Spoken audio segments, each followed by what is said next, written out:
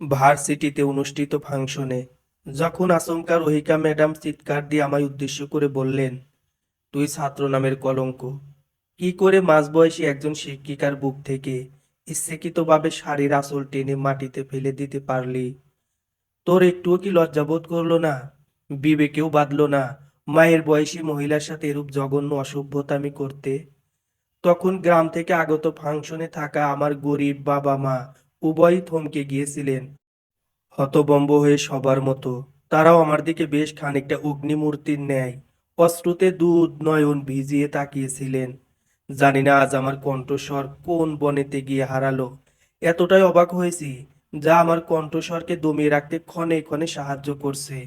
কখনোই করিনি আশা এমনটাও কি হওয়া সম্ভব। ভার্সিটির প্রিয় একজন শিক্ষিকা এইভাবে লোক সম্মুখে আমার বিরুদ্ধে মিথ্যা অভিযোগ তুলবে। সত্যি বলতে এমনটা আমার কল্পনারও শত দূরে অবস্থান করছিল। অবশ্য ওনার মতো দুশ্চরিত্রা মহিলার কাছ থেকে এর চেয়ে বেশি কোনো কিছুই আশা করা যায় না। হয়তো এটাই শুধু আমার জীবনের সবচেয়ে মস্ত বড় অপরাধ হয়ে দাঁড়িয়েছিল। ভুলবশত আমি উনাকে এই ভার্সিটির সুনামধন্য প্রিন্সিপাল স্যার অর্থাৎ আমার বড়লোক চাচার সাথে অবৈধ সম্পর্কে লিপ্ত হয়ে নষ্টামি করতে দেখে ফেলেছিলাম। যা হয়তো তারা উপলব্ধি বা আঁচ করতে পেরেছিলেন যে কেউ তাদের এরূপ নিষিদ্ধ পাপিষ্ঠ কুকর্ম কাজগুলো দেখে ফেলেছে। হয়তোবা এটাও তাদের চিহ্নিত করতে বেশ একটা সমস্যার সূত্রপাত হয়নি যে আমি সেই একের পর এক ভালো রেজাল্ট পাওয়াকে কেন্দ্র করে আজ মেধাবী সব স্টুডেন্টের পুরস্কৃত করার জন্য মূলত এই বিশেষ আয়োজন, যাদের মধ্যে আমিও একজন ছিলাম বটে। কিন্তু কি দুর্ভাগ্য আমার, পুরস্কৃত হওয়ার বদলে পেলাম শুধুই লাঞ্ছনা, অপমান আর অপমান। সেদিন রহিকা ম্যাডামের কথাগুলোকে সবাই সত্যি বলে সম্বোধন করেছিলেন, কারণ তিনি এই ভার্সিটির সবার প্রিয় একজন শিক্ষিকা। অতঃপর চাচা ওনাকে সাপোর্ট করেছিলেন, যা অবশ্য স্বাভাবিক পর্যায়ের মধ্যেই পড়ে। ফলেই আমাকে চিরজীবনের জন্য এই ভার্সিটির সীমানা ত্যাগ করতে হয়। এমনকি পুলিশের হাতেও হস্তান্তরিত করা হয় আমায়, যার ফলস্বরূপ এক সপ্তাহ ব্যথার তীব্র যন্ত্রণায় কাতর হতে হয়। যদিও বা পুলিশের প্রহারে এত 4 মাস 14 দিনের জন্য জেল হয় আমার। ছোটবেলা থেকেই পড়াশোনায় বেশ একটা ভালোই ছিলাম আমি। সেই সুবাদে চাচা আমাকে শহরে নিয়ে এসেছিলেন, নিজেদের বাড়িতে আশ্রয় দিয়েছিলেন। যদিও বা চাচা এতে বেশ নারাজই ছিলেন বটে, কারণ তার সাথে আমাদের সম্পর্ক তেমন একটা ভালো ছিল না বা যাচ্ছিল না। তবে চাচি ছিলেন খুবই মিশুক এবং ভালো মনের মানুষ। সেই তখন থেকেই চাচাকে আমার বেশ একটা অস্বাভাবিকই মনে হতো। যেদিন প্রথম ভার্সিটিতে তালাকপ্রাপ্তা সুন্দরী রহিকা ম্যাডামের আগমন ঘটেছিল, অল্প সময়ের মধ্যেই ভার্সিটির সকল ছাত্রছাত্রীর মনকে তিনি জয় করে নিয়েছিলেন। সকলের কাছে একজন প্রিয় শিক্ষিকা হয়ে উঠেছিলেন, এমনকি আমারও। কিন্তু কখনো ভাবিওনি তার ভিতরটা এতটাই কুৎসিত, বিকৃত, জঘন্য। যদি ওই দিন তাদের এরূপ জঘন্য দৃশ্য আমি নিজ চোখের দৃষ্টিতে না দেখতে পেতাম, হয়তো সত্যিই দিনের পর দিন আমি মানুষ চিনতে অবশ্যই বেশ একটা ভুলই করে যেতাম। সরল মনের মানুষ, চাচা হয়তো জানে না, চাচা তাকে অজান্তেই বিভিন্নভাবে দিনের পর দিন পর নারীতে আসক্ত হয়ে এই বয়সেও এভাবে কৌশলে ঠকাচ্ছেন অনবরত।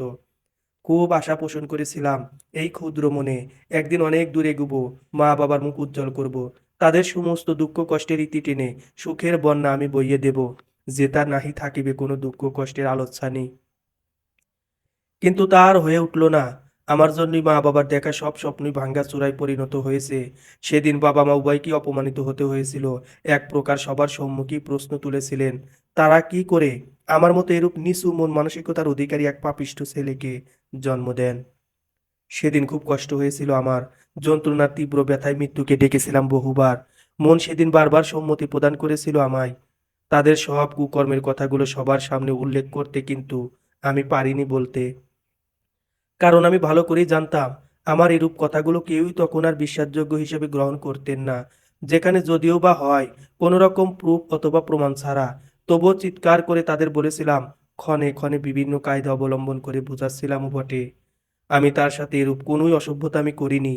তিনি মিথ্যে বলছেন, আমাকে অযথায় ফাঁসানোর নিখুঁত চেষ্টা করছেন। কিন্তু অভাগার পোড়া কপালে হয়তো এটাই লিখনে ছিল। কেউই আর করল না সেদিন আমায় বিশ্বাস। অবিশ্বাসের তালিকায় অন্তর্ভুক্ত করেছিলেন সবাই।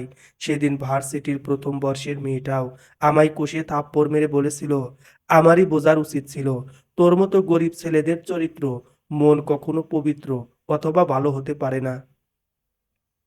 তোকে একজন সৎ মানুষ ভেবে মনের কোণে জায়গা দিয়ে ভালোবেসে আমি সত্যি অনেক বোকা একটা মানুষের পরিচয় দিয়েছি। শেষ অবধি যখন ভালোবাসার মানুষটিও আমায় এরূপ কথা শুনিয়ে দূরে সরিয়ে দিল, তখন আমার সত্যিই বেশ একটা মরে যেতে ইচ্ছে করেছিল। লোক লজ্জায় মাথা উঁচু করে অপরাধ না করা সত্ত্বেও মা বাবার চোখে চোখ রেখে আমি মোটেও কথা বলতে পারিনি তখন। সেদিন ফাংশনে থাকা সকল ছাত্রছাত্রী এবং তাদের পেশেন্টরাও আমায় চরিত্রহীন, লম্পট, বাজে ছেলে হিসেবে আখ্যায়িত করে কটু কথা শুনিয়েছিল। জানি না কেন সর্বদা দোষীরাই মুক্ত আকাশে উড়ে বেড়ায়, ডানা মেলে সতেজ শ্বাস টেনে বেঁচে রয় নির্দ্বিধায়। কেন প্রতিবার শুধুই নির্দোষীরাই বন্দী হয় অন্ধকার কোনো কারাগারে। আজ প্রায় 15 দিন হতে চলল, কিন্তু বাবা অথবা মা কেউই আর আসেনি আমার সাথে দেখা বা সাক্ষাৎ করতে। হয়তো তারা সত্যি অনেক আঘাত পেয়েছেন, মনে ভীষণ কষ্ট, রাগ, ঘৃণা পোষণ করেছেন, তাই বোধহয় আসছে না। কিন্তু আমি কি করি বা বলবো, বুঝাবো, প্রমাণ করব আমি যে সম্পূর্ণই নির্দোষ, গভীর কোনো ষড়যন্ত্রের মোক্ষম শিকার মাত্র, তাছাড়া আর কিছুই নয়। তারপরের দিন সকালে চাচি এসে যখন মুখ ঘুরিয়ে প্রচণ্ড রাগান্বিত কণ্ঠস্বরে বললেন, তোর কাছ থেকে এটা মোটেও আশা করিনি আমি। শাহরিয়ার, তুই সত্যিই এত খারাপ, জঘন্য সেটা আমার ভাবলেও চোখের কোণে অশ্রুর সূত্রপাত ঘটে। আমি নিঃসন্তান, তোকে এই আমার নিজের সন্তানের মতো এতটা স্নেহ মমতা দিয়ে যত্নে রেখে সত্যি বলছি আমার ভীষণ ভুল হয়েছিল। মায়ের মতো চাষির মুখে এরূপ গলার কণ্ঠস্বর শুনে তখন আমার হৃদয় যেন ফেটে যাচ্ছিল, অন্তরটা কেঁদে উঠছিল প্রতিনিয়ত। কিন্তু তখনও আমি নিশ্চুপ হয়েই দাঁড়িয়ে রয়েছিলাম। কিন্তু বেশিক্ষণ আর নিশ্চুপ হয়ে এভাবে দাঁড়িয়ে থাকতে পারিনি চাষির সম্মুখে। বাধ্য হয়েই যখন চাচিকে চাচার সব কুকীর্তির কথাগুলো উল্লেখ করে বললাম, চাইলে আমি ভার্সিটিতে তখন এসব গলা ফাটিয়ে বলতে পারতাম, কিন্তু বলিনি, শুধু চাচার মান সম্মানের দিকে তাকিয়ে। কারণ যতই হোক সে তো আমার বাবার রক্তের ভাই। পরিশেষে জবাবে চাচিও আমায় ধিক্কার জানিয়ে ঠাটিয়ে কয়েকটা থাপ্পড় বসিয়ে দিয়ে অবিশ্বাস করে চলে গেলেন। এবং এটাও বেশ একটা সোজা সাপটা স্পষ্ট কণ্ঠস্বরেই আমায় বললেন, জেল থেকে ছাড়া পাওয়ার পর যেন আমি আর তাদের বাড়ির দরজার চৌকাঠে না যাই। এমনকি মা বাবার কাছেও যেতে কড়া কণ্ঠে বারণ করে দিয়েছেন চাচি, কারণ তারাও আমার এরূপ পাপিষ্ঠ মুখচ্ছবি আর দেখতে চান না। অতঃপর আজ দীর্ঘ 4 মাস 14 দিন পর জেল থেকে বের হওয়ার পরপরই অন্যত্র কোনো শহরে চলে এসেছি। অবশ্য আসার পূর্বে একবার মা বাবার কাছেও গিয়েছিলাম, তবে মুখ গোমরা করেই আমাকে আবার ফিরতে হয়। যদিও বা সত্যি তো এটাই, এখনো আমার প্রতি তাদের রাগ আর ঘৃণা সেই রয়েই গিয়েছে। তবে চাচির জন্য খুবই বেশ একটা কষ্টই হচ্ছে আমার। না জানি চাচি কবেই বা চাচার এরূপ পশু রূপখানা সম্বন্ধে জানবেন বা নিজ চোখের দৃষ্টিতে দেখে বিশ্বাস করতে বাধ্য হবেন। টিউশনির জন্য ছাত্রীর বাড়িতে এসে উপস্থিত হয়েছি। অবশ্য এখানে আমাকে টিউশনির সাহায্যেই নিজের ক্ষুধার্ত পেট চালাতে হয় কোনো রকম। তবে আজ আমার ছাত্রী রুহির মা জোর করে কিছু টাকা হাতে ধরিয়ে দিয়ে যখন দূর দূর করে তাড়িয়ে দিলেন আমায়, তখন অবাক আশ্চর্য না হয়ে আর পারলাম না। কারণ তার মতে আমি পড়ানোর ছলে ওনার একমাত্র আদরের মেয়ে রুহির দিকে খারাপ নজরে তাকিয়ে থাকি, যেটা তিনি বেশ কিছুদিন যাবতই লক্ষ্য করেছেন। যাতে আমার ছাত্রী তার মায়ের বিপক্ষে বেশ একটা প্রতিবাদের সৃষ্টি করেছিল, কিন্তু শেষ রক্ষা আর হয়নি। জানি না সঠিক রুহির মায়ের হঠাৎ এরূপ আচরণের প্রধান কারণ কি। তবে যার 10 দিন পরেই আমার ছাত্রী রুহিকে অপ্রকাশ্যে মুখে কাপড় বেঁধে দলবদ্ধভাবে ধর্ষণ করা হয়, খবরটা আমার কানে আসতে বেশ একটা দেরি হলেও আমাকে গ্রেফতার করতে কিন্তু পুলিশের এক মুহূর্তও দেরি হয়নি। কারণ স্বরূপ রুহির মাকে যখন পুলিশ জিজ্ঞাসা করেছিলেন কাউকে সন্দেহ হয় কিনা, তখন কিন্তু রুহির মা নির্দ্বিধায় উত্তরে পুলিশকে আমার নামটি সর্বপ্রথম বলেছেন। অতঃপর আবারও নতুন কোনো অভিযোগের ভিত্তিতে কিঞ্চিত পরিমাণ অপরাধ না থাকা সত্ত্বেও অন্ধকার এই জেলখানায় বন্দি হতে হয় আমায়, যেথায় নেই কোনো আলো কিংবা বাতাস। চারিদিকে রয়েছে শুধুই খাড়া খাড়া দেওয়াল এবং মাথার উপরে সম্পূর্ণ ময়লার দখলে ভাঙ্গা একটি বাতি, যেটা অবশ্য সার্বক্ষণিক নিভু নিভু করে। হালকা হালকা আলো দেয়। শীতের রাত, ঠান্ডা ফ্লোর। দুঃখজনক ব্যাপার, শীতকে মোকাবিলা করার জন্য উপস্থিত নেই কোনো সরঞ্জাম। বিচিত্র সব ঘটনা খোদা কেনই প্রতিবার লিখে রাখেন আমার মতো অভাগার এই পোড়া কপালে, সঠিক জানি না কখনো সুখের দেখা অথবা সন্ধান কি আমি আদৌ পাবো। হয়তো সত্যিই পাবো না, কারণ সুখ বলে কোনো কিছুই আমার এই পোড়া কপালে বিধাতা যে লিখে রাখেনি, তাই তো ভ্রান্ত হয়ে প্রতিনিয়ত বোধ হয় এভাবেই ঘুরে বেড়াচ্ছি বনে বনে। দিশেহারা আমি, কি থেকে ঠিক কি করব কিছুই প্রবেশ করছে না আমার এই মাথার গহীনে। অদ্ভুত পৃথিবী, অতি অদ্ভুত সব মানুষজন। পারছি না আর বুকের এই কষ্টের দহনে সর্বদা পুড়তে। কত স্বপ্ন দেখেছিলাম, মনে পোষণ করেছিলাম, আর এই তো কদিন ভার্সিটির জীবন পেরিয়ে নিজেকে চাকরির পথে অগ্রসর করব। প্রথম বেতনখানা আমি আমার মায়ের হাতে তুলে দেব, বাবাকে নতুন জামা কাপড় কিনে দেব, পথ শিশুদের নিজ হাতে দুবেলা দুমুঠো খাবার তুলে দেব। কিন্তু হলো না। আমার সেই ক্ষুদে স্বপ্ন পূরণ, অজানা অদৃশ্য সব কষ্ট আমায় ধীরে ধীরে গ্রাস করার চেষ্টা করছে। না জানি জীবনে কিরূপ ঘৃণার কাজ আমি করেছিলাম, যার ফলস্বরূপ একের পর এক কঠিন পরিস্থিতিতে নিজেকে এভাবে অসহায়দের মতো দেখতে হচ্ছে। পরের দিন সকালটা আমার শুরু হয় মূলত পুলিশের লাঠিচার্জের ভিত্তিতে। গরম কণ্ঠস্বরে জিজ্ঞাসাবাদ করা হয়েছিল আমায়, বল আর কোন কোন জারজ পাপিষ্ঠ সন্তান ছিল তোর সাথে। প্রত্যুত্তরে তখন আমি অসহায় ভেজা কণ্ঠস্বরেই বলেছিলাম, আমি সম্পূর্ণই নির্দোষ স্যার। আজ পর্যন্ত কিঞ্চিত অন্যায় আমি আদৌ কারোর সাথে করেছি কিনা তা কিন্তু বেশ সন্দেহের। জানেন স্যার, আমারও একটা মিষ্টি মায়াবী চেহারার অধিকারী ছোট্ট বোন ছিল, যে রোজ রাতে ঘুমানোর আগে আমায় বলতো, ভাইয়া, আমি একদিন অনেক বড় একজন সুনামধন্য আদালতের বিচারক হতে চাই, তুই আমায় এতদূর পড়াবি তো।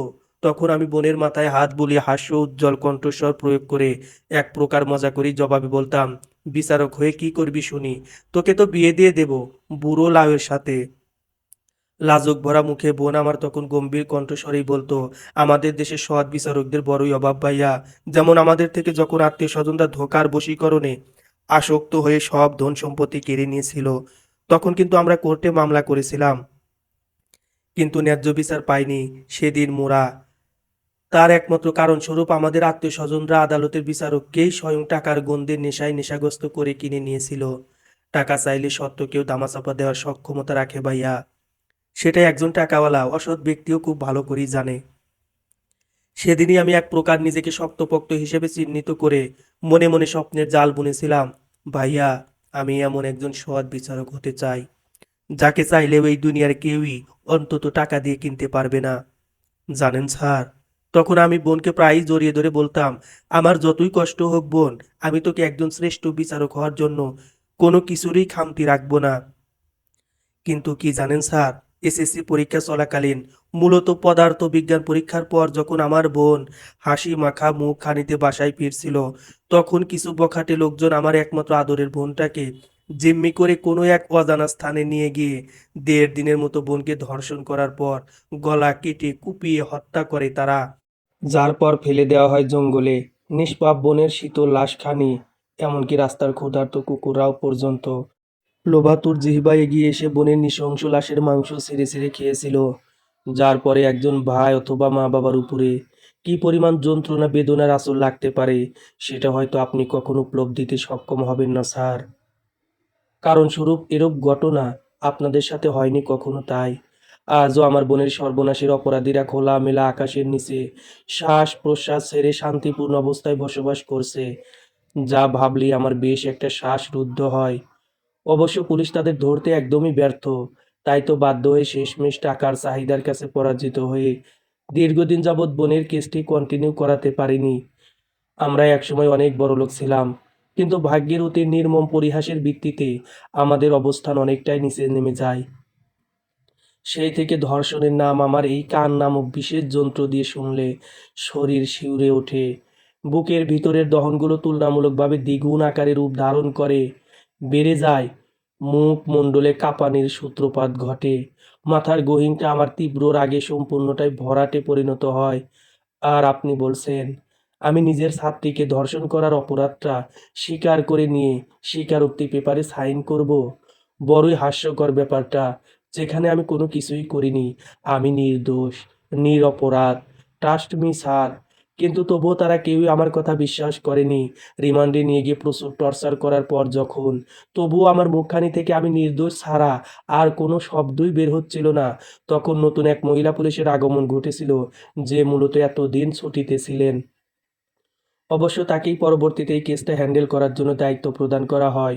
পুলিশদের এই একটা বিরাট সমস্যা, নির্দোষদেরই সর্বদা তারা দোষী মনে করেন এবং অপরাধীদের নির্দোষ। অতঃপর মহিলা পুলিশ অফিসারটি যেদিন সর্বপ্রথম আমায় জিজ্ঞাসাবাদ করতে এসেছিলেন তখন আগেই এই প্রশ্নটা করেছিলেন, তোমার জীবনে হয়তো অনেক কষ্ট তাই না? তখন জবাবে আমি মাথা নাড়িয়ে হ্যাঁ সম্মতি প্রদান করেছিলাম।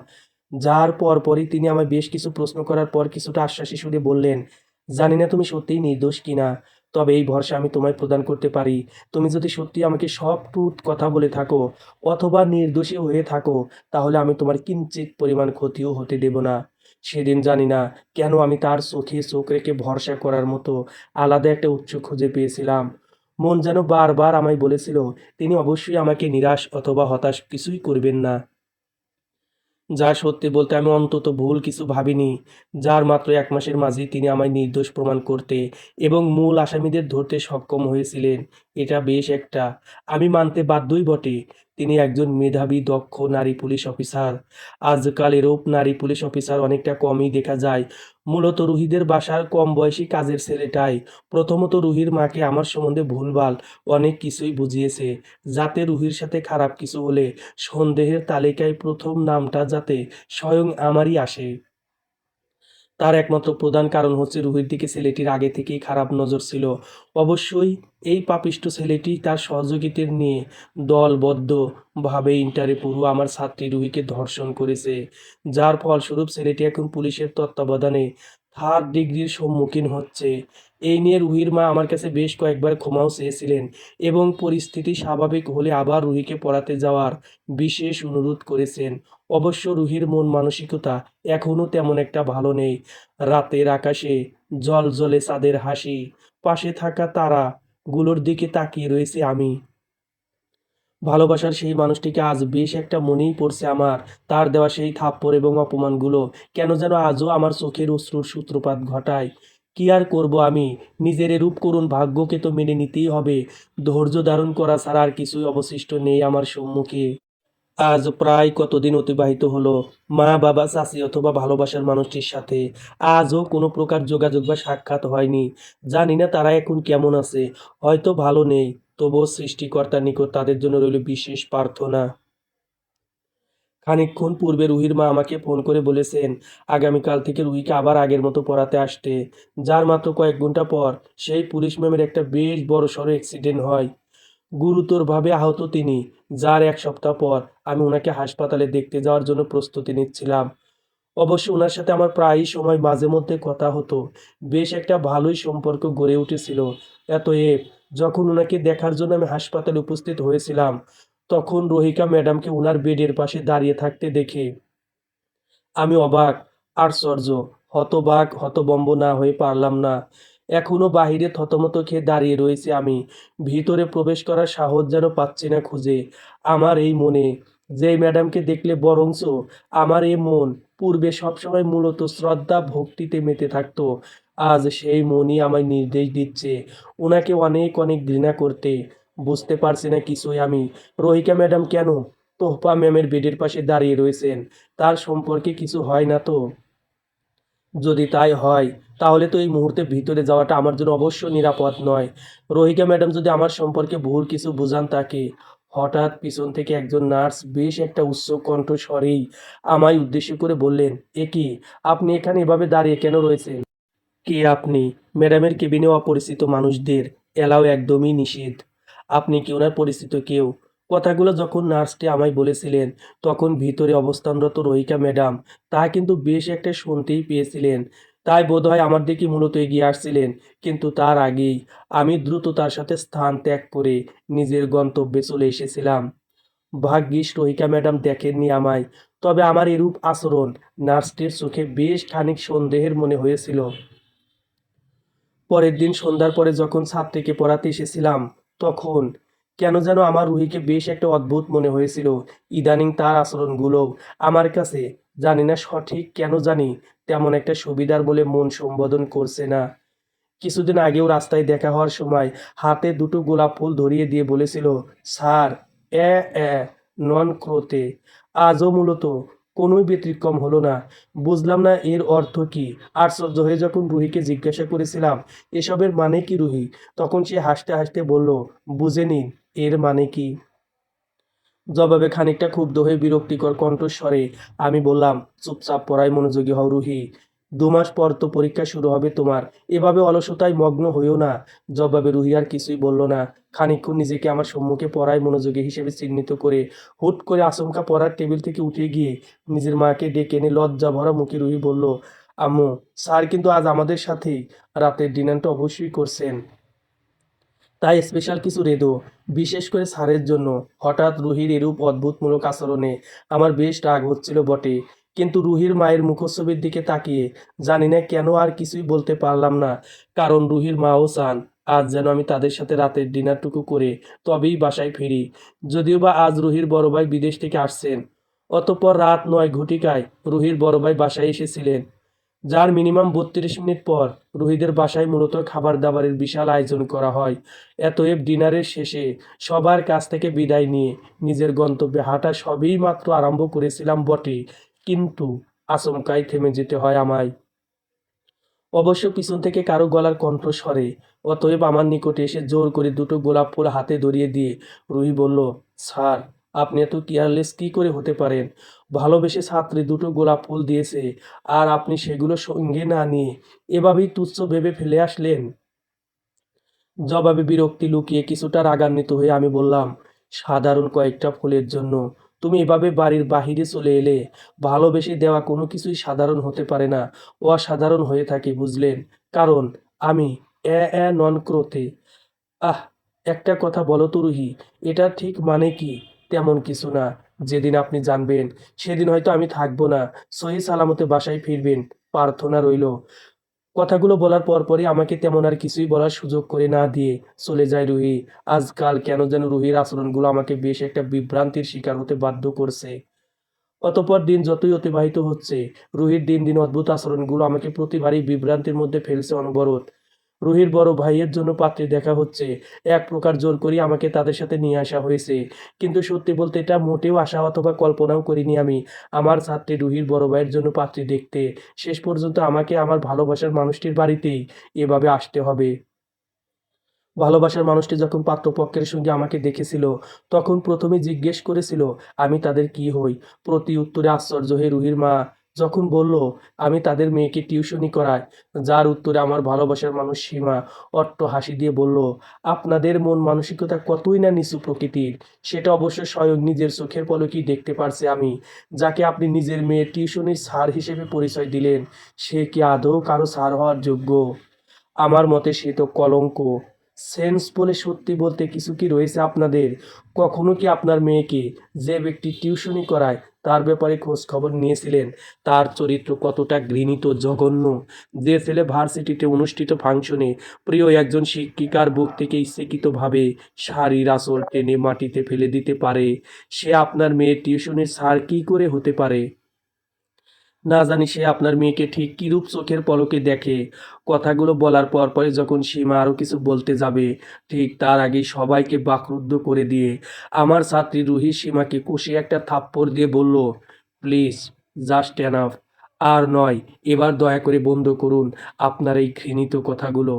আমি স্যারকে যতদিন চিনি সেটুকুর উপর সম্পূর্ণই ডিপেন্ড করে বলছি, আমার স্যার এরূপ ঘৃণিত জঘন্য পাপ কাজ কখনো করতে পারেন না। এটা স্যারের প্রতি আমার দীর্ঘ বিশ্বাস। আর কে আপনি? সাহস কি করে হয় আমার টিউশনের স্যার সম্পর্কে এতটা বাজে কথা বলতে? জবাবে সীমা ধমকানোর কণ্ঠস্বর প্রয়োগ করে বলল, তোমার সাহস দেখে সত্যিই আমি বাকরুদ্ধ। আমাদের বাড়িতে এসে স্বয়ং আমাকেই সবার সম্মুখে থাপ্পড় মারলে, হাত কি একটুও কাঁপলো না? তুমি এই আমাকে সীমা চৌধুরীর গায়ে হাত তুলেছ, তার নিজ বাড়িতে, নিজ পরিবারের চোখের দৃষ্টির সন্নিকটে। এত পরিমাণ দুঃসাহস! কতদিন যাবৎ চেনো তোমার স্যারকে? অন্তত আমার চেয়ে বেশি তুমি শাহরিয়ারকে, অর্থাৎ তোমার টিউশনি স্যারকে মোটেও চেনো না। কারণ স্বরূপ একসময় তোমার ওই চরিত্রহীন স্যার আমার ভালোবাসার মানুষ, আমার বয়ফ্রেন্ড ছিল। আমাদের শ্রেণীর নয় সে, তবুও সব বিভেদ মুছে আমি ওকে মন থেকে ভালোবেসেছিলাম। কিন্তু তার যোগ্যও ছিল না কোনো দিনই, যে নিজের মায়ের বয়সী শিক্ষিকার বুক থেকে শাড়ির আঁচল টেনে মাটিতে ফেলে দেওয়ার মতো ভয়াবহ অন্যায় কাজ করতে পারে। সে কি সত্যিই আমার মনের গহীনে থাকার যোগ্য ছিল? অবশ্যই নয়। ওকে তো ওর কৃতকর্মের জন্য ভার্সিটি থেকে বের করে দেওয়া হয়েছে, জেলও খেটেছে। ছাড়া পাওয়ার পর পরিবার, আত্মীয় স্বজন হয়তো কেউই ওর মতো বাজে ছেলেকে ঠাঁই দেয়নি, তাই বোধহয় আজ সে তোমাদের বাড়িতে টিউশনি করাচ্ছে। কারো সম্বন্ধে সঠিক কিছু না জেনে তাকে ভালো অথবা চরিত্রবান বলে সম্বোধন করার ব্যাপারটা একদমই ভুল, যেটা তুমি করেছো। সীমার এরূপ কথাগুলো শুনে এবার রুহিও যেন বেশ খানিক চমকিত অনুভব করলো। সাথে তার পরিবার তো বটেই। চুপচাপ বসে রয়েছে। সবার চোখের দৃষ্টি যেন এই মুহূর্তে আমি কেড়ে নিয়েছি। কেউ আর জানি না কেন চোখের পলক ফেলতে সংকোচ বোধ করছে। সবাই তাকিয়ে রয়েছে আমার এই মুখচ্ছবিটার নিকট। জানি না আমি, মাথার গহীনটাও ফাঁকা আমার। এখন ঠিক কী বলা উচিত আমার? হয়তো সবার মতো রুহিও এবং তার পরিবার ভুল বুঝবেন আমায়। হয়তো সেটাই হবে সুনিশ্চিত আমি। জানি না কতক্ষণই বা আমি ছিলাম সেখানে। তবে বেশিক্ষণ আর ওভাবে সবার সম্মুখে মাথা নিচু করে মোটেও এক মুহূর্তের জন্যও পারিনি দাঁড়িয়ে থাকতে। আমি চলে এসেছিলাম। তবে আসার আগে সীমাকে উদ্দেশ্য করে কয়েকটা কথা বলেছিলাম। সেদিন আমার কোনো অপরাধ ছিল না। আমি রহিকা ম্যাডামের সাথে কোনোই অসভ্যতামি করিনি। তিনি আমায় ফাঁসিয়েছিলেন সেদিন। আমাকে ভার্সিটি থেকে বের করে দেওয়ার মূলত ফোন দিয়ে এঁটেছিলেন। কেন করেছিলেন সেটা আমি এখন বলতে পারবো না। তবে আমি সত্যিই নিরপরাধ ছিলাম, যেটা তোমার একটু হলেও বিশ্বাস করা উচিত ছিল, কিন্তু করনি। অতঃপর আর জানি না সঠিক তারপরে ঠিক কী হয়েছিল। আজ বেশ কয়েকদিন ধরে রুহিকে টিউশনি করাতে ওর বাসায় যাওয়া হয় না আমার। অবশ্য রুহির মা বেশ কয়েকবার ফোনও করে বলেছিলেন আমায় জরুরি ভিত্তিতে তাদের বাড়িতে আসতে, কিন্তু তবুও যাইনি আমি। কোন মুখ নিয়েই বা আমি যাব? কেন যেন মন বারবার বলছে তারাও পরিশেষে আমার সম্বন্ধে ভুল কিছু বুঝেছেন। হয়তো অপমান করার জন্যই বাড়িতে ডাকছেন। ছোট্ট রুমে বিছানায় বসে বসে চা দিয়ে বাসি রুটি ভিজিয়ে খাচ্ছিলাম। সেই মুহূর্তে কে যেন দরজায় কড়া নাড়ল। হয়তো বাড়িওয়ালা এসেছে। এমনিতেই গত মাসের ভাড়া এখনো দেওয়া হয়নি। নিশ্চিত কথা শোনাতেই এসেছে আমায়। কিন্তু আমি ভুল ভেবেছিলাম। কখনোই ভাবিনি দরজা খুলে আমি রুহিকে দেখতে পাবো। ওর চোখ মুখে স্পষ্ট রাগের ছাপ। দ্রুততার সাথেই আমার ছোট্ট রুমখানার ভিতরে এসে রাগে দাঁত কটমট করতে করতে বলল, "কি ব্যাপার স্যার? আজ কতদিন হলো আপনি কেন আমায় পড়াতে আসছেন না? মাও তো ফোন করে অনেকবার আপনাকে বাড়িতে আসতে বলেছিলেন। তাহলে কি সমস্যা আপনার? নাকি আমাকে পড়াতে আর আপনার ভালো লাগছে না? তাই বোধহয় আসছেন না। আচ্ছা, যদি তাই হয় তাহলে ঠিক আছে। আমি আম্মুকে আজই বলে দেব আপনাকে, আর তাহলে কষ্ট করে আমাদের বাড়িতে আসতে হবে না।" রুহির কথাগুলো শুনে আমি চুপ করে রইলাম। বলার মতো তেমন কোনো সাবলীল ভাষা খুঁজে যেন পাচ্ছি না আমি। এমনিতেও রুহির কথাবার্তা স্পষ্টভাবেই আমার নিকট ক্ষণে ক্ষণে পরিষ্কার হয়ে যাচ্ছে। সত্যিই তারাও হয়তো পরিশেষে ভুল বুঝেছেন আমার সম্বন্ধে। এরূপ চুপ থাকাকে কেন্দ্র করে কিছুক্ষণ রাগী চোখে তাকিয়ে থাকার পর আচমকাই রুহি ফিক করে হেসে দিয়ে বলল, "আমি সুনিশ্চিত আপনি ভয় পেয়েছেন। কি ভেবেছেন আপনি? হুম, সবার মতো আমরাও আপনার সম্বন্ধে ভুল কিছু মনে পোষণ করব? মোটেও না। সেদিন আপনার উপর এরূপ জঘন্য অভিযোগ আমরা কেউই বিশ্বাস করিনি। তাই তো আপনি চলে যাওয়ার পর বেশ কিছুখানিক পর আমরাও চলে এসেছিলাম। তবে একটা বিষয়ে আম্মু কিন্তু খুবই ক্ষুব্ধ।" কিছুটা অবাক হয়ে আমি বললাম, "কি সেটা?" জবাবে ভেংচি কেটে রুহি বলল, "এই যে এতবার ফোন করে বলার পরেও বাড়িতে আসলেন না যে।" "ওহ, তাহলে আসি স্যার, এবং আজ সন্ধ্যার পরে কিন্তু নিশ্চয়ই আসবেন, অবশ্য আমাকে পড়াতে।" অতঃপর রুহি আর তেমন কিছুই বলল না। তবে চলে যাওয়ার আগে আজও সেই অ্যা অ্যা নন ক্রোতে কথাটা বলার পরপরই এক প্রকার রহস্যজনকভাবে হাসল, যার অর্থ বা মানে কিছুই প্রবেশ করল না আজও আমার এই শূন্য মাথায়। একমাত্র সৃষ্টিকর্তাই জানেন ভালো কি মানে এর। তবে এটা ভেবে মনে বেশ একটা তৃপ্তিই পাচ্ছে বটে। সবাই ভুল বুঝলেও অন্তত তারা আমার সম্বন্ধে ভুল কিছু মনে পোষণ করেনি। এতএব সন্ধ্যার পরে রুহিদের বাড়িতে এসে উপস্থিত হয়েছি। অবশ্য আলগা কিছু মিছামিছি আমার উপর রুহির মা রাগ ঝেড়েছিলেন। পরিশেষে রুহিকে যখন ইংরেজি পড়াচ্ছিলাম তখন হুটহাট বাড়িতে কিছু পুলিশ এসে গুরুতরভাবে আহত হয়ে দীর্ঘদিন যাবৎ হাসপাতালে ভর্তি থাকা তোহফা ম্যামকে খুন করার অপরাধে আমায় গ্রেফতার করেন। মূলত বেশ কিছুদিন আগে তোহফা ম্যামকে হত্যা করা হয়েছে। জিজ্ঞাসাবাদে সেখানকার একজন নার্স আমায় সন্দেহের তালিকায় অন্তর্ভুক্ত করেছেন। হয়তো সেই নার্সটিই হবে যার নিকট আমার আচরণ অস্বাভাবিক বলে মনে হয়েছিল সেদিন। অতএব আমাকে থানায় নিয়ে আসা হয়। যার মিনিটখানেক পর রহিকা ম্যাডাম থানায় এসেছিলেন এবং একজন পুলিশের ইঙ্গিতে আমার দিকে তাকানোর পর রাগান্বিত হয়ে নিকটে এসে ঠাটিয়ে আমার গালে থাপ্পড় বসিয়ে দিয়ে সর্বোচ্চ গলার কণ্ঠস্বরে বললেন, "তুই, তার মানে তুই আমার বাপ মা মরা ভাগ্নিকে খুন করেছিস?" কেন শাহরিয়ার? সে তোর কি রূপই বা ক্ষতি করেছিল? শিওর আমার উপর প্রতিশোধ নেওয়ার জন্যই তুই আমার আদরের ভাগ্নিটাকে খুন করেছিস। কারণস্বরূপ আমার সাথে ফাংশনে সেদিন অসভ্যতামি করার জন্যই তো তোকে ভার্সিটি থেকে চিরতরে বের করে দেওয়া হয়েছিল। নিশ্চিত সেই জন্যই হয়তো আমার উপর রাগে ক্ষুব্ধ হয়ে প্রতিশোধের আগুনে নেশাক্ত হয়ে তুই আমার ভাগ্নিকে খুন করেছিস। তবে শুনে রাখ, আমি তোকে ছেড়ে দেব না এর শেষ দেখেই। বরঞ্চ দীর্ঘ নিঃশ্বাস নেব আমি। অফিসার, ওকে একদমই ছাড়বেন না। আমি নিশ্চিত স্বয়ং ওই আমার ভাগ্নিকে হত্যা করেছে, শুধুমাত্র আমার উপর প্রতিশোধ নেওয়ার আগুনে ক্ষুব্ধ হয়ে। রহিকা ম্যাডামের কথার উত্তরে আমি যখন বললাম এসব মিথ্যা, আমি এমন কিছুই করিনি, তিনি অবশ্য মিথ্যেই বলছেন।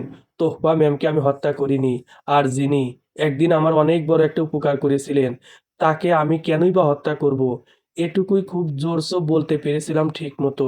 তারপর আর কিছুই বলার সুযোগ আমায় দেওয়া হয়নি। এক প্রকার জোর জবরদস্তি করেই আমাকে জেলের ভিতরে নিয়ে যাওয়া হয়েছিল। সেই মুহূর্তে রুহিও থানায় উপস্থিত ছিল। তখন আমি রুহির চোখে কেন যেন জল ছাড়া আর কিছুই দেখতে পাইনি।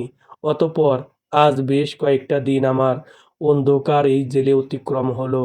না জানি আর কতদিনই বা আমাকে এভাবে জেলের মতো অন্ধকার একটা স্থানে বন্দি অবস্থায় থাকতে হবে। অবশ্য রহিকা ম্যাডাম আমার বিরুদ্ধে যেসব প্রমাণের যোগান দিয়েছেন, তাতে জেল অথবা ফাঁসি আমার একদমই সুনিশ্চিত। থানার ঘড়ির কাঁটায় রাত 11টা সুই সুই করছে। সেই মুহূর্তে একজন মেয়ে এসে থানায় উপস্থিত হয়। অবশ্য সেটা রুহিই ছিল। জানি না সে কেন এত রাতে থানায় এসেছে, কী কারণ তার। হয়তো আমার সাথে কথা বলতে, কিন্তু তাই বলে এত রাতে।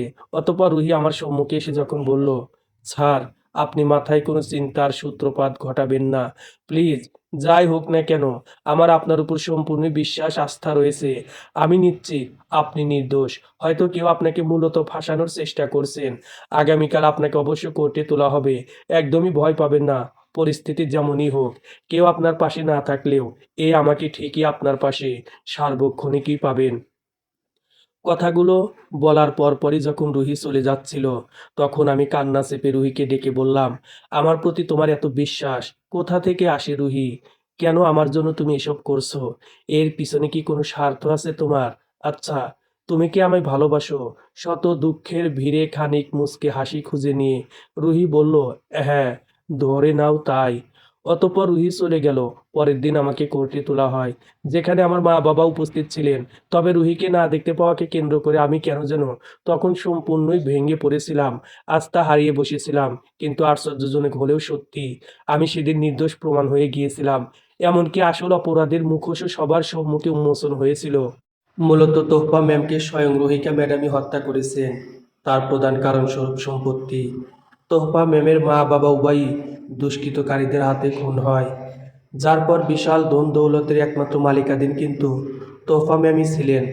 অবশ্য তোহফা ম্যামকে হত্যা করার পর সমস্ত ধন সম্পত্তি হাতে নেওয়াটাই ছিল রোহিকা ম্যাডামের মূল ও মুখ্য উদ্দেশ্য। কিন্তু তাতে তিনি পরিশেষে ব্যর্থই হলেন। অন্যায় পাপ কখনো থাকে না, গোপন বা চাপা, সবার সামনেই উন্মুক্ত হয়েছিল রোহিকা ম্যাডামের সমস্ত কুকীর্তিগুলো। অতএব রোহিকা ম্যাডামকে যখন পুলিশ নিয়ে যাচ্ছিল, তখন আমি রোহিকা ম্যাডামের উদ্দেশ্যে তার ছেলের সাথে বলেছিলাম, সেদিন আপনি আমায় সবার সামনে ছাত্র হিসেবে কলঙ্ক বলেছিলেন, তাই না? আজ আমি বলছি, আপনি শিক্ষিকা নামের কলঙ্ক। অতএব রোহিকা ম্যাডামকে হাজতের উদ্দেশ্যে নিয়ে যাওয়া হয়, কারণ খুনের দায়ে এবং আরও বিভিন্ন কুকীর্তির জন্য মূলত তার যাবজ্জীবন কারাদণ্ড হয়। অতঃপর মা বাবা আমাকে ঘিরে যেন কান্নায় ভেঙে পড়েন। তাদের এই মুহূর্তে আমি শুধুই সান্ত্বনা প্রদান করছি। তারা ক্ষমাও চাইছেন বটে। কি করব, যতই হোক নিজের মা বাবাই তো, ভুল তো বুঝতেই পারেন। পরিশেষে যখন কোনো এক মাধ্যমে জানতে পারলাম রুহি হাসপাতালে, তখন কোনো কিছু না ভেবে ছুটে গিয়ে উপস্থিত হয়েছিলাম সেখানে। এবং এটাও জানতে পারলাম আমার কেসটির জন্য রুহি যখন নিজের পরিবারের কাছে টাকা চেয়েছিল, তখন রুহির পরিবার কিন্তু স্পষ্টভাবে নিষেধাজ্ঞা করেছিলেন। টাকা দিতে তারা একদমই তখন নারাজ ছিলেন, যার ফলস্বরূপ বাধ্য হয়ে রুহি নিজের একটা কিডনি বিক্রি করে ভালো একজন উকিল ঠিক করেছিল, যার ভিত্তিতে আজ আমি নির্দোষ প্রমাণিত হয়েছি। রুহির আশেপাশে তার পরিবারের সবাই বসে রয়েছে, তারা কাঁদছে, ক্ষমাও চাইছেন অনবরত, কিন্তু তাদের সাথে কোনোই কথা বলছে না রুহি। চুপচাপ সে। এতএব আমাকে দেখা মাত্রই সবার সামনে জড়িয়ে ধরতে একটুও পিছপা হয়নি রুহি। এতে সবাই একটু চমকে গিয়েছিল। তবে পরবর্তীতে ব্যাপারটা ধীরে ধীরে ক্লিয়ার হয়ে যায় সবার নিকট। পরিশেষে 5 মাস পর রুহির আবার অপারেশন করা হয়, মূলত যার প্রধান উদ্দেশ্য ছিল দ্বিতীয় কিডনিটা বসানো। যার কয়েকদিন পর রুহি আর আমার বিয়ের ব্যাপারটা ফাইনাল করা হয়। আবার আগের মতো সব কিছুই যেন ঠিক হতে আরম্ভ শুরু করে। চাচার সেই কবেই জেল হয়েছে। অবশ্য চাচাই পুলিশের হাতে চাচাকে তুলে দিয়েছিলেন। চাচা জেলে যাওয়ার বেশ কয়েকদিন পর পরই তার তত্ত্বাবধানে থাকা আমাদের কিছু ধন সম্পত্তি ফিরে পেতে সক্ষম হয়েছিলাম, যেগুলো মূলত চাচা আমাদের ঠকিয়ে প্রতারণা করে দখল করে নিয়েছিলেন। বিয়ের 6 দিন পূর্বে আমি আর রুহি পার্কে বসে বসে ফুচকা খাচ্ছিলাম। সেই মুহূর্তে আচমকা কোথা থেকে যেন সীমা এসে আমার উদ্দেশ্যে বলল, প্লিজ শাহরিয়ার, ক্ষমা করো আমায়। আমি ভুল ছিলাম, তোমাকে সেদিন অবিশ্বাস করেছিলাম, এতে আমি ক্ষমা প্রার্থী। ভালোবাসায় ভুল বোঝাবুঝি থাকতেই পারে, কিন্তু তাই বলে আমাকে রেখে তুমি এই ধর্ষিতা, বাজে, চরিত্রহীন মেয়েকে বিয়ে করতে পারো না মোটেও। তুমি না যে আমি বেঁচে রইতে পারবো না। হঠাৎ সীমার এরূপ কথা শুনে উত্তরে মুচকি হেসে আমি বললাম, আমি একজন ধর্ষিত মেয়েকে বিয়ে করতে রাজি, কিন্তু তবুও তোমার মধ্যে এক পাপী নারীকে বিয়ে করতে মোটেও রাজি নই, যে নিজের ইচ্ছেতেই ধর্ষিত হয়। সেদিন ভার্সিটিতে অনুষ্ঠিত ফাংশনে রোহিকা ম্যাডামের নাটক অভিনয়গুলো কেউ না দেখলেও তুমি কিন্তু ঠিকই দেখেছিলে। তবুও সেদিন চুপ ছিলে, না দেখার অভিনয় করেছিলে। সত্যি জানা সত্ত্বেও সেদিন তুমি আমার পাশে এসে দাঁড়াওনি, একটুও সাপোর্ট করনি, বরং লাঞ্ছনা অপমান করেছিলে। কিন্তু কেন বলো তো সীমা? আমার ভালোবাসা নিখুঁত ছিল, বরঞ্চ তোমার ভালোবাসাই খুঁত ছিল। তাই বোধ হয় আমি বাদে তোমার অন্য কোনো ছেলের সাথেও সম্পর্ক ছিল, যার সাথে রাতে যেখানে সেখানে ঘুরে বেড়াতে, এমনকি রুম ডেটে আবাসিক হোটেলেও পর্যন্ত যেতে। একটুও দ্বিধাবোধ করতে না, পিছু পাও হতে না। অবশ্য তোমার মতো বড়লোকের বিগড়ে যাওয়া মেয়ের নিকট এটা সম্পূর্ণই স্বাভাবিক পর্যায়ের মধ্যে পড়ে, তাই না সীমা? আমার কথাগুলো শুনে সীমা হকচকিয়ে উঠল, কিন্তু তেমন কিছুই বলল না। এতএব আমি আবার বললাম, নিশ্চয়ই ভাবছো আমি কি করে এসব জানলাম। সেটাই তো রহস্য। হয়তো এসব জানতে আমার বেশ খানিক দেরি হয়েছে, তবে যেভাবে যেমনই হোক আমি জেনেছি। কাউকে চরিত্রহীন বলার পূর্বে নিজের দিকে তাকাও সীমা। চরিত্রহীন রুহি নয়, সত্যি বলতে চরিত্রহীন তো তুমি সীমা। আমার আজকাল ভাবতেও ঘৃণা লাগে, তোমার মতো একটা দুশ্চরিত্রা মেয়েকে আমি একসময় আমার মনের গহীনের রানী ঘোষণা করেছিলাম, যে উপাধির যোগ্য। সত্যি তো এটাই প্রকৃতিপক্ষে তুমি ছিলে না। অতঃপর আর তেমন কিছুই বললাম না, চাইলে অনেক কিছুই বলা যায়। তবুও রুহিকে নিয়ে আমি সেখান থেকে চলে আসলাম। রাস্তা দিয়ে হাঁটছি দুজন, হঠাৎ থেমে গেলাম আমি এবং বললাম, আচ্ছা রুহি, এই নন ক্রোতে এর অর্থ ঠিক কী? জবাবে রুহি হাস্য উজ্জ্বল গলার কণ্ঠস্বরে বলল, এটা মারমা উপজাতিদের একটা ভাষা, মূলত যার অর্থ আমি তোমাকে ভালোবাসি। হ্যাঁ, হ্যাঁ গো, শরম করো তো। তাই এই প্রক্রিয়া অবলম্বন করিয়া তোমাকে আমি রোজ ভালোবাসি বলতাম। বুঝলে আমার হবু বোকা বর। সমাপ্ত।